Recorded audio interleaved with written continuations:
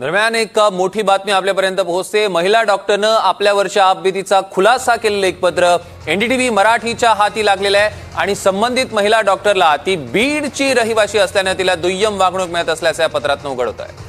आणि या महिला डॉक्टरनं लिहिलेल्या 4 पानी पत्रातून अनेक धक्कादायक खुलासे आता समोर आलेले आहेत। गंभीर बाब म्हणजे या पत्रामध्ये एका खासदार आणि त्याच्या पीएचा देखील उल्लेख आहे। आणि या संदर्भात अधिक माहिती देण्यासाठी आमचे प्रतिनिधी राहुल कुलकर्णी आपल्या सोबत आहेत। राहुल, या प्रकरणामध्ये आता धक्कादायक बाबी समोर येत आहेत। अर्थात, आणि त्या धक्कादायक बाबीमध्ये वाईट गोष्ट अशी आहे की ज्या वेळेला इंटरनल चौकशी सुरू झाली, ज्याला आपण डीई म्हणतो, त्या चौकशीमध्ये संपदा मुंडेंनी शेवटी जी विनंती केली आहे तर ती फार महत्वाची आहे। मला वाटतं आपल्यासोबत माजी मंत्री आणि परळी विधानसभा मतदारसंघाचे आमदार धनंजय मुंडे साहेब जोडले गेले। मुंडे साहेब, स्वागत आहे तुमचं एनडीटीव्ही मध्ये।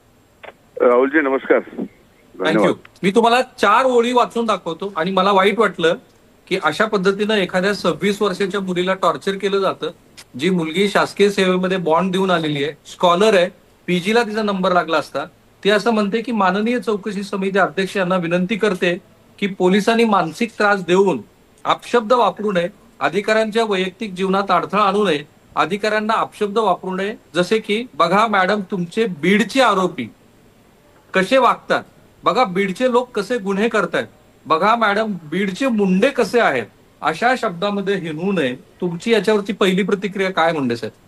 मुळामध्ये अशी प्रतिक्रिया वाचल्यानंतर माझ्यासारखा संवेदनशील माणूस सगळं भारावून एकदमच हे होऊन जातो की इतक्या वाईट परिस्थितीत बीड जिल्ह्यामधील बीड जिल्ह्यातल्या एका बहुसंख्य जातीला आणि त्या जातीमध्ये कुठेही कुणीही कसंही काम करणारा असला तर त्याला तिथं बदनाम करायचं आणि ती बदनामी रोजची सहन करत शेवटी डॉक्टर संपदा जी कोटरबनची आमच्या नात्यातली आहे, अतिशय होतकरू अतिशय कष्टातून इथपर्यंत आली आणि आज तिला हे भोग भोगावं लागत आहे। हे जे आपल्याला दिसले तिच्या आत्महत्यानंतर, पण पुणे असेल बऱ्याच ठिकाणी जी काम करणारी मंडळी आहे बीड जिल्ह्यातली, मी एक ठराविक जात म्हणत नाही पण बीड जिल्ह्यातली म्हणतो आहे, पण मधल्या प्रकरणामुळं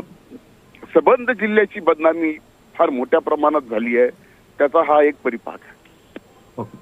मुंडे साहेब, आणखीन एक महत्वाचं वाक्य आणि मग नंतर मला तुमच्या अपेक्षा गृहमंत्र्याकडनं काय ते विचारायचंय। पहिल्या पानावरती संपदाने असं लिहिलंय की संपदानी, कारण त्याच्यात गंभीर बाब अशी की होमिसाइड हा शब्द बदलण्यासाठी संपदावरती दबाव आहे। ती 26 वर्षाची मुलगी आहे। मी यासाठी सांगतो की तिला प्रशासकीय सगळ्या कामकाजाचा कदाचित अनुभव नसेल, पण तिला एवढं माहिती की होमिसाइड हा जर शब्द आपण बदलला तर जो खून आहे तो आणखी वेगळ्या कुठल्या तरी गुन्ह्यामध्ये परावर्तित होईल आणि आपल्याला न्यायालयीन प्रक्रियेमध्ये अनेक प्रश्नांना सामोरे जावं लागेल, म्हणून ती त्याला ठामपणे नकार देते। मी हे याच्यासाठी तुम्हाला सांगू शकतो की तिने तिच्या ज्या वरिष्ठ मंडळींशी जे रुग्णालयातले संवाद साधला त्यांच्याशी मी बोललो, ती असं म्हणत होती की मी जर असं केलं तर हे काही बरोबर नाही आणि यातनं अनेक प्रश्न निर्माण होतील, त्यामुळे तो एक भाग आहे। पण इथे काय झालंय की एका खासदार महोदयांनी तिला फोन केला, आता ते कोण खासदार आहे ते माहित नाही कारण तिने लिहिलेलं नाही, पण ती असं म्हणते तिच्या पहिल्या पानामध्ये की माननीय खासदार यांचे 2 पीए आले व त्यांनी मला फोन देऊन माननीय खासदार बोलत आहेत असं सांगितलं।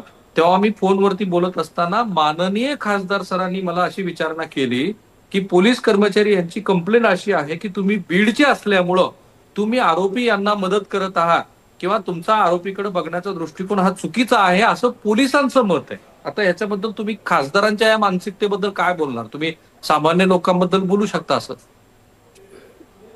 खरं तर या गोष्टीचा म्हणजे भयंकर संताप येतो की एक खासदार अशा पद्धतीनं बोलतो आणि या पद्धतीनं डॉक्टरला करायला सांगतो, कारण पोलिसांच्या म्हणण्यावर म्हणजे ह्या गोष्टी मनालाच पटत नाहीयेत। आणि ज्या व्यक्तीने ज्यावेळेस तिच्या मनाला ही गोष्ट पटली नाही त्यावेळेस तिने स्वतः आत्महत्या केली, म्हणजे हे प्रकरण फार भयंकर आहे।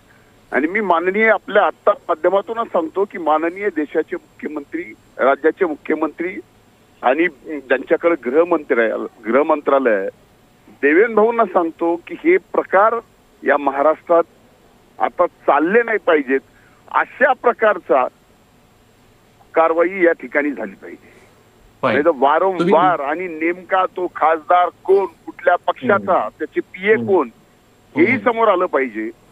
आणि ज्यांनी काही ह्या गोष्टी केल्यात त्याला सुद्धा या 24 तासाच्या आत अटक करून कोठडीमध्ये घातलं पाहिजे आणि फास्ट ट्रॅक कोर्टामध्ये यांना केस चालून फासावर लटकवलं पाहिजे. फाईन. मुंडे साहेब, मी कधीही प्रोव्होकेटिव्ह स्टेटमेंट करत नाही किंवा तसं तुम्हीही करत नाहीत अशी माझी अपेक्षा आहे. परंतु साधारणपणे आता हे बीडच्या संदर्भात आलं, पुन्हा तुम्ही तुमच्या बीडची ती कन्या आहे आणि तिच्या गावात तो अंत्यविधीचा काय जो होईल, आता दुर्दैवाने तिच्यावरती अंत्यविधी करण्याची वेळ महाराष्ट्रावरती आली आहे. अशा वेळेला तुमची जी भावना आहे ती बीडच्या मंडळींची असेल तर सध्या तिथं काय वातावरण, जर तुम्ही तिथे गावातला अंदाज घेतला असेल तर? मी आता गावात नाही, मी माझी पुण्याची ट्रीटमेंट संपून मी तिकडे निघालो आहे, गावी निघालो आहे. कोटरबन हे अतिशय छोटस गाव आहे वडवणी पासून दूर, आणि त्या गावात आता अंत्यविधीची तयारी होतीये. मी आत्ताच त्यांच्या चुलत्यांना बोललो, तुमचा फोन घ्यायच्या अगोदर मी डॉक्टर संपदाच्या चुलत्याशीच बोलत होतो आणि वडील बोलायच्या मानसिकतेत नाहीयेत. ह्या सगळ्या परिस्थितीत आता तिथे गेल्यानंतर कळेल. मला हे विचारायचं होतं की संपदाबद्दलची अधिकची तुम्हाला काही माहिती देता आली तर काय, मी संपदाचं पूर्ण बॅकग्राऊंड काय, शैक्षणिक गोष्टी काय तुम्हाला ज्या कळल्या असतील, कारण हे खूप मी तुम्हाला आता तिथं अंत्यविधीच्या बऱ्याचशा काही गोंधळाच्या विषय आहेत, आपल्याला नक्कीच नंतर या बाबतीमध्ये सविस्तर सांगतो. ठीक आहे. आता माझा पुढचा प्रश्न असा आहे की महाराष्ट्र राज्याचे मुख्यमंत्री हेच गृहमंत्री आहे. तुम्ही काही गोष्टीचा उहापोह केलाय, पण तुमची काय अपेक्षा आहे की ह्या सगळ्या प्रकरणामध्ये एखादी SIT व्हायला हवी, मुख्यमंत्र्यांनी त्यात काय भूमिका घ्यायला हवी, आणि तुम्ही म्हणालात की 24 तासाच्या आत अटक व्हावी. मी म्हणतो की एखाद्या प्रकरणामध्ये SIT हा विषय का आणावा, तर इथं खासदारांचा फोन आलेला आहे, खासदारांचे 2 PA आलेले आहेत, जो कोण करणारा, ज्यांनी बलात्कार केलाय तो सगळा विषय एकीकडे, पण SIT यासाठी नेमणं आवश्यक आहे की हे प्रकरण वारंवार होत होतं, असा दबाव तिला वारंवार येत होता आणि ती अक्षरशः जीव मुठीत ठेवून त्या ठिकाणी काम करत होती. तर तुमचं असं म्हणणं की या सगळ्या प्रकरणामध्ये एक स्वतंत्र SITची नियुक्ती केली पाहिजे आणि त्या संदर्भात तुम्ही गृहमंत्री म्हणजे मुख्यमंत्र्यांना भेटणार आहात. हो. एक मला शेवटचा प्रश्न तुम्हाला विचारायचा आहे, ते म्हणजे तुम्ही एक सार्वत्रिक भावना जी बीड बद्दलची आहे त्याच्याबद्दल बोललात, आणि तुम्हालाही माहिती की वाल्मिक कराडच्या अनुषंगाने दुर्दैवाने संतोष देशमुखांची जी हत्या झाली त्याच्यानंतर हे सगळं प्रकरण आलं.